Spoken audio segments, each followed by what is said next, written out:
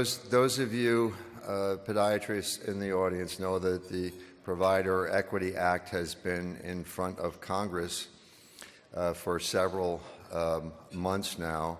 This was put forth by our colleague in Congress, Dr. Brad Wenstrup from Ohio. I had initially contacted the Congressman's office several months ago to inquire as to whether he might be able to attend our meeting, our Desert Foot meeting, which, as you know, is dedicated to providers and the veterans and other health services, federal health services. And of course, due to his scheduling, he was unable to be able to attend. 1 month ago, I was at a meeting in Mexico City with my dear friend, Dr. Larry Harkless, and I was expressing my desires to be able to bring this to you at Desert Foot, to have the Congressman here. And as Larry indicated, he says, well, I'm not going to say exactly what he said, but he says, well, let me call the Congressman. I talk to him all the time. And so it is out of the conversations and my friendship with Larry Harkless, he agreed to inquire as to whether or not the Congressman would be able to speak to you. And as it's been arranged through our good people, Alan Sherman, Steve, and Richie in the back, we were able to set up a video feed with Dr. Harkless, who I will introduce to you in one moment, and Congressman Brad Wenstrup. We've kind of kept this under wraps because I wanted to make it more or less a surprise for everybody. I think it's a very pleasant surprise, especially with the information that we all received from Jeff Robbins earlier today.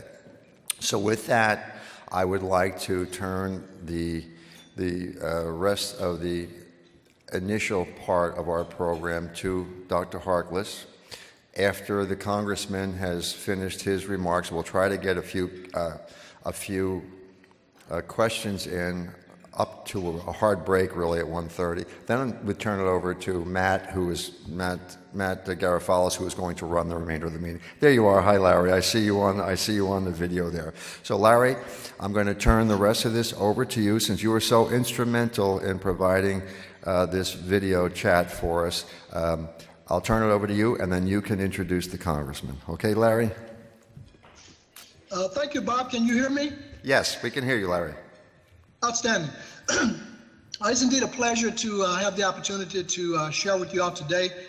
This is probably one of the more important things that we have in our profession, and has the opportunity to have a significant impact in every aspect of the profession, not only in equity pay, but more so in the ability to attract the best and brightest podiatrists to the VA, in addition to improving residency training, which the VA trains more podiatrists than any other system of care within America. So this is very, very important.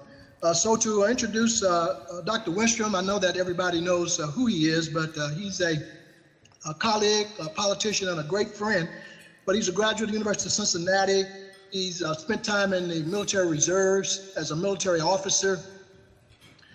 And he's also a graduate of the Scholl College of Podiatric Medicine.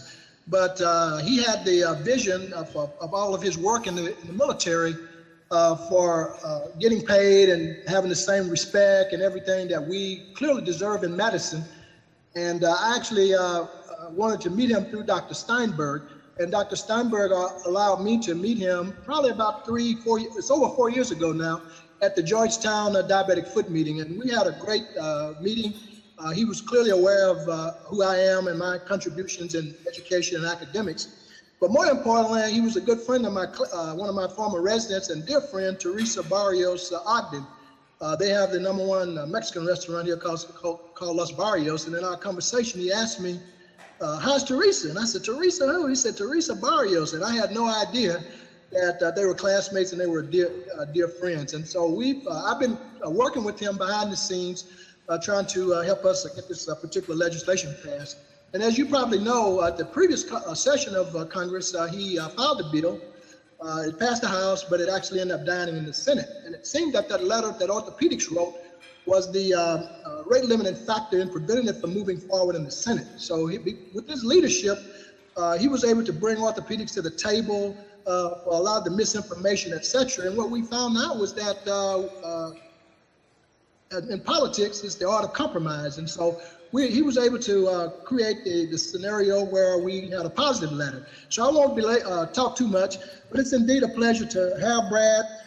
We really need you all's help in mobilizing, because it's really left up to us and how bad we want this to happen over in the Senate. That's Senate Bill 1871.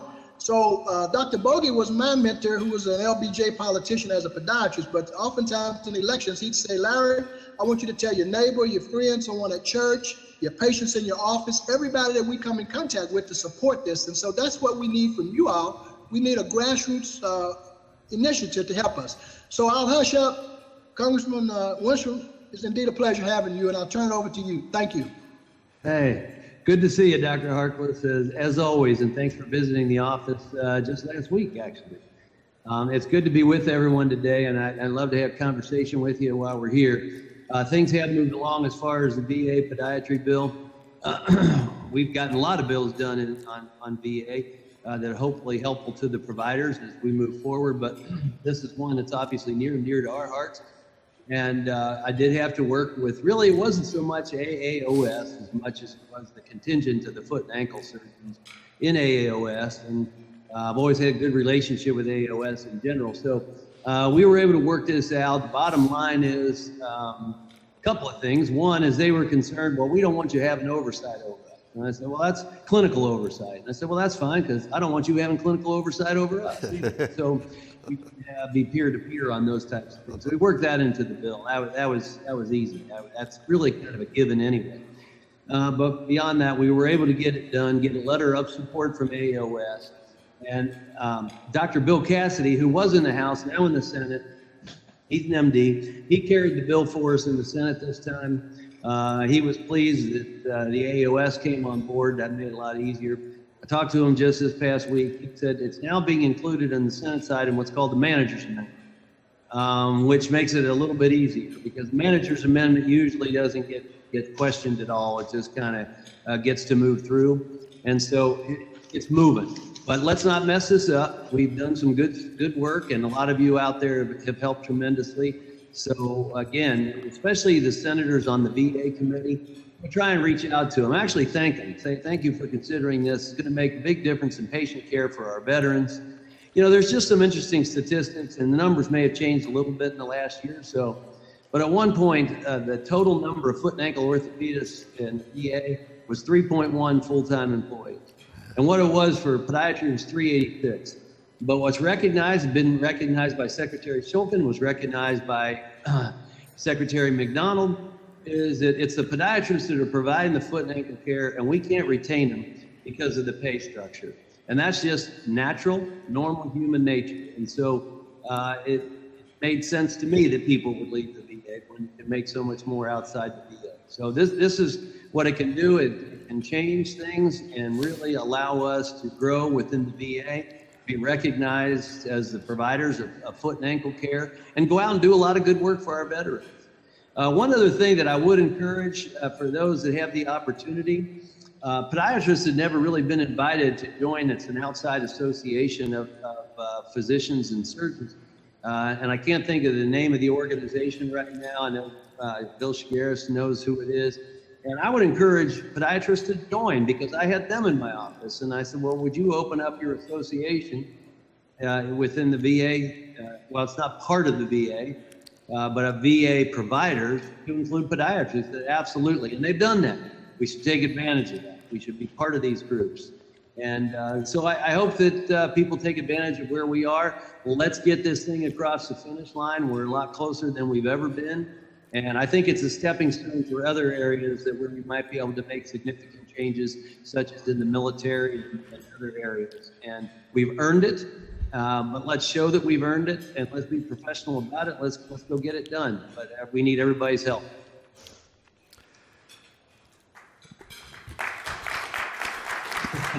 Thank you, Congressman. This is Bob Freiberg chairing this session. I had contacted your office, and I recognized that you wouldn't be able to come and in person. And I thank my dear friend Larry so much for helping to facilitate this. I know you're pressed for time as well. I wonder, we were going to open this up for questions from our VA attendees. We've got a really big room here. Desert Foot has been a big meeting this year. And I wonder if you could just tell everyone here, what is the next step in terms of having it approved by the Senate, and I guess it goes to committee in the House? What can we do to help facilitate a smooth passage for this bill? Okay, so as far as procedure, we've done our work in the House, and we had no trouble passing it last time. Matter of fact, we, on the healthcare subcommittee in the House last term, the co-sponsors were all MDs.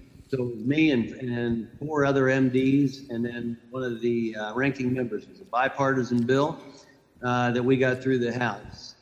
We got it through again this time, over to the Senate, but this time with a letter of support from AOS. We have all the veteran service organizations behind us. And so now it's a matter of the Senate passing. As I said, Dr. Cassidy, he called me and said it looks like it's going to go through. And so when they pass their bill, then we go to conference. And in conference, then we come up with one bill that's the same for both the House and the Senate. And then we move that forward. And if it's passed both houses, it goes to the president for signature and it becomes law. Sometimes the bill is so similar coming out of the Senate as what we have in the House that you don't go to conference, you just vote on that bill. We'll see. There may be some differences that we have to work out within the bill because it's just one component of a bill, just so you understand. It starts as a single bill, it goes out of subcommittee to committee, and a lot of these things start to get combined into one larger VA bill. And so right now it's in there. I would just encourage people to talk to your senators and say, this is a big deal for the care of patients in the VA and access to care, that it's important we get this done. Thank you. Do we have anybody with a question? Yes. Just a comment. I believe you're talking about the Association of VA Surgeons, and it is open to podiatrists. I've been a member for a little over a year now. And all it took was a reference from my chief of surgery and another VA surgeon who's also a member of the organization, and it's been absolutely no problem. So I encourage everybody. I believe that is the organization, and so I do encourage other podiatrists to join. So thanks for that information. Thank you. Are people that serve Indian Health Service also part of this bill? No, this is a VA bill itself, and that can be another area that we can address at another time. That's a good point. I think the Congressman said that this sets the stage for every aspect of serving in the government, whether it's be in the military, IHS, the prison system. It's a huge process, and so that way those salaries will become consistent and commensurate with, what the VA does. And so since they're the largest one and the most podiatrists probably in the VA than others, that's a big deal. One point that I wanted to raise is the importance of the military and being the readiness of the military, that you just can't go in as a podiatrist and do elective work and take care of the veterans and their families.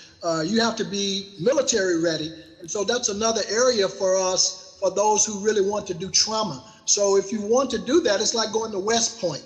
You could be the 4-star general if you go through that and do those things that you do, the war colleges and all of those things that you need to do to be true military. And so that's an area that we have to really, really push for the individuals who are in the military to want to go through those particular educational processes so that they can be leaders, etc. And I know Congressman Wenstrup, when he was in Iraq or wherever he was over a hospital leading, and we all do that in our hospitals now, but they did not know all of that. That's a very, very interesting piece of that puzzle. And right. I will tell you that When I saw Congressman Wenstrup on the 16th, I actually met with the head of the National Academy of Medicine, and he agreed to study podiatry. So between this and that, those I think are two of the biggest opportunities that we have, meaning that every policy issue in health comes out of the National Academy of Medicine. And so the health disparities, aging retool in America. So this is an opportunity for the high scientific body to look at us where all the policy issues come out, and then that would be a huge thing. And he asked me at the end of that conversation, what changes would I like to see? He said, what 2 changes would you like to see? And so the AACPM, which I chair right now, will be working with that. And this all has to come together as a team and a unit. But we can't do that without everybody working together as a profession. That's what's important. And that's kind of was Congressman Wenstrup's message to me when I saw him a couple of weeks ago, and the fact that that's what's important. So I'll hush up, but I wanted to make sure that all those in the VA or in the military, that you know the importance of service and serving at your highest level. So I would say that the individuals who are leading are people that like to learn, they have a passion for learning, and that's all part of leadership. So there's no reason that if you're in the military, you could be a general or the highest ranking officer as anybody else as a podiatrist. That's all there for you to become if you have that desire. Thank you, Larry. And we want to ease that up, actually, because what we're finding, for example, in the Army, podiatrists are under Medical Service Corps, and they're not in the Medical Corps. And so you're in with like lab and other specialties like that. What I found out recently is that the commander of the Medical Service Corps wasn't really aware of everything that podiatry does. So we're making inquiries, trying to find out those within the military what their level of understanding about podiatry is. And then amongst podiatrists, we're trying to make sure, and this has been in all the branches, that you're pursuing, for example, combat critical care course, you're pursuing ATLS and things like that make you more combat ready, and so that you are included in on the teams. And, you know, there's a shortage of providers within the military in every needed aspect. And if you can have qualified podiatrists that are familiar with trauma, doing the lower extremity trauma and theater, and being an asset to the team out there, which is what some of us have been able to do, fortunately, then it can make a big difference. We got to be pursuing it, and we got to make sure that we're getting the education and training along with the others. It's not just podiatry that need to go through that training. It's your orthopedic surgeons, your general surgeons. They're not always all ready for trauma. So let's include ourselves.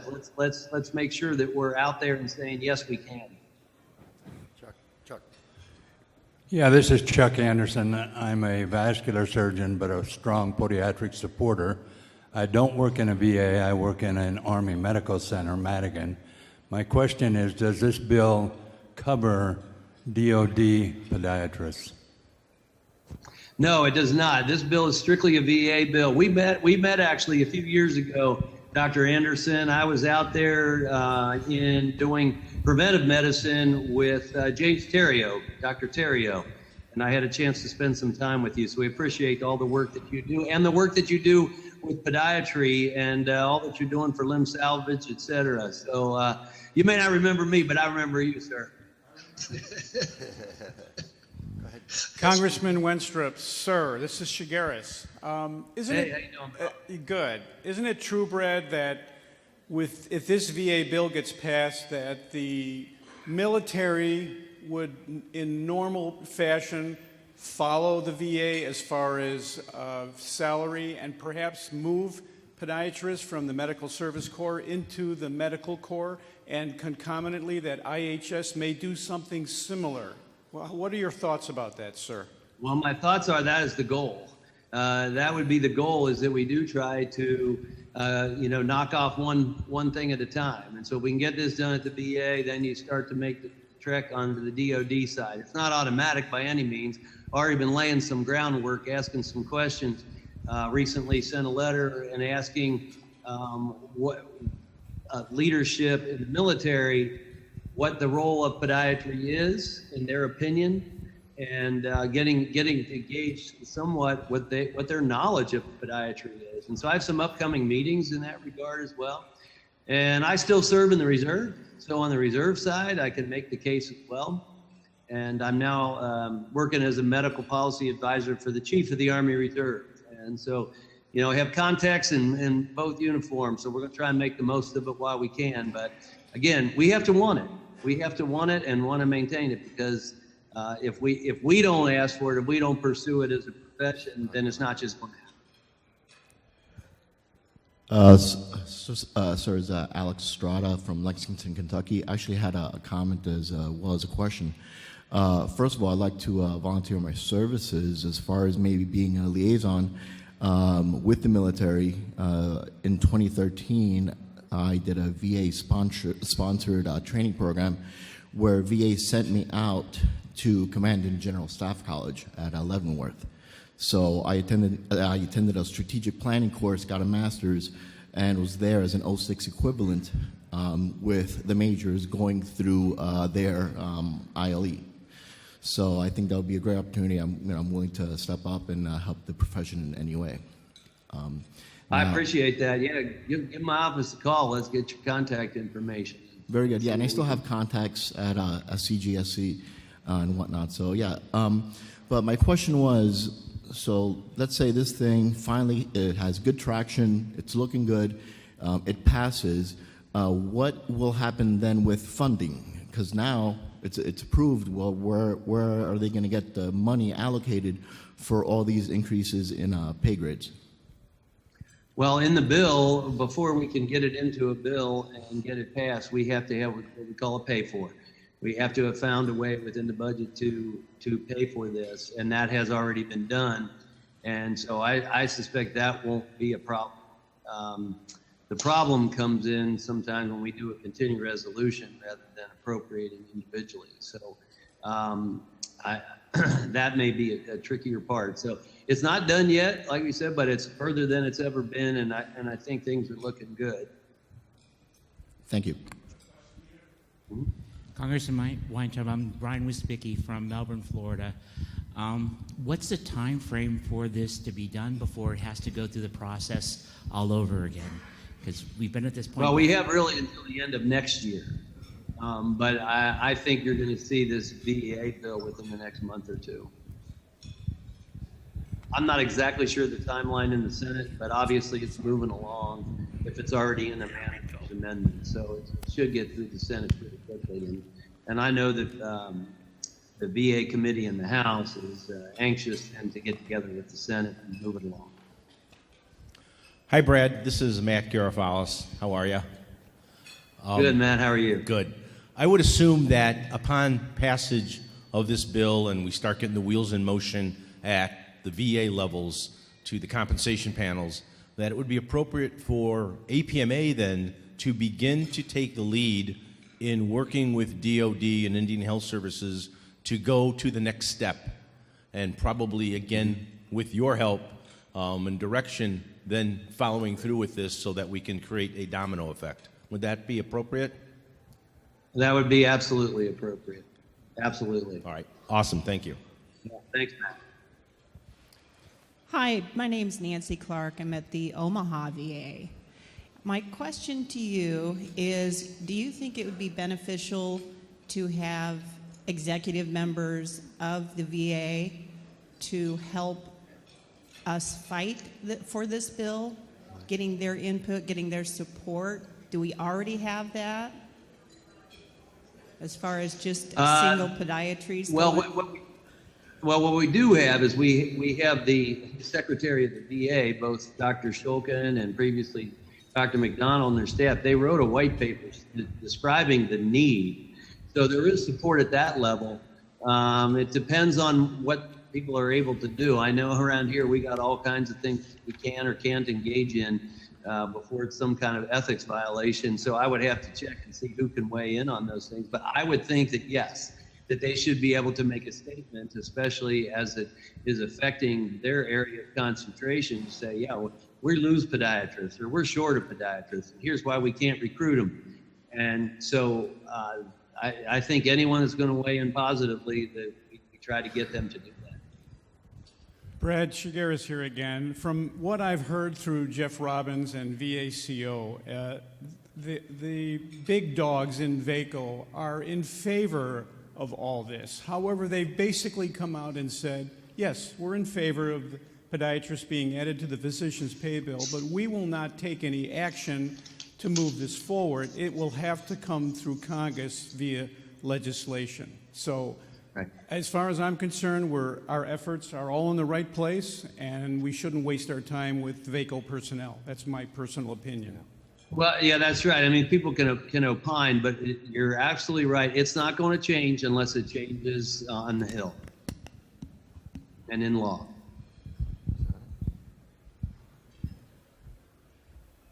I think we're all set, Congressman. I don't see any other questions from the audience. I had one question. Go ahead, Larry. Conference committee, if it end up going to conference, that's appointed by the Speaker of the House and also the McConnell in the Senate, in terms of the people that would be on the conference. Would that conference come from the VA committees? Yes. Yeah, and as the chairman of the health subcommittee, I fully expect to be on that conference committee. Absolutely. Okay. Very good then. Outstanding. Are we all set? I know the congressman has a hard deadline. Larry, I know you have a hard time not speaking. That's fine. I'm great. I'm good. You've been very good, Larry, I have to say, because I've never known you ever to hold yourself back. Thank you, Bob. And anybody who knows Larry as well as I do know that that's true. So let me... Well, if he's going to talk for the next half hour, I may skip my next meeting. That's why I'm trying to end this, Congressman, because I know Larry. But I feel very blessed to have Larry as a friend for all these years, and I really thank him for facilitating this meeting, this virtual meeting with you. I'm sure everybody here is going to be thrilled, or is thrilled, and I want to thank you again for giving us the time that you've given us. Thank you all. Thank you, Dr. Harkless. I appreciate it. Have a good one. No problem. Thank you all. Bye-bye. Thank you, Larry. All righty.